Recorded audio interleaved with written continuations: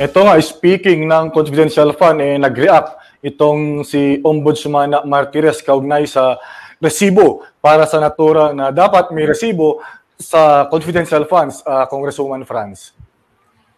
Well, medyo nabigla ako doon sa posisyon ng ombudsman na siya pa naman talaga yung tagapagbandila ng ng good governance sa ating sa ating pamahalaan against dapat sa korupsyon. Kaya lang itong mismong confidential fund niya na meron palang confidential fund ay hindi na-account.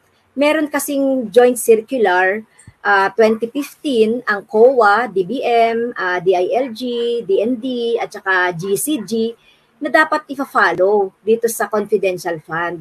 Kaya nabigla kami, mismo pa lang itong ombudsman ay hindi nagsasubmit ng mga documentations, resibo, kaugnay noong confidential fund. Hindi pwede yung verbal at hindi pwede yung mga pakiusapan. Kasi pag usapin na ng pondo ng mamamayan, kailangan ito ay masinop na ginagasta ng ating mga ahensya ng gobyerno at masinop din natin at talagang openly sinasabi natin sa taong bayan kung paano ito ginagasto. So hindi pwede yung hindi pwede yung exempted sila sa accountability.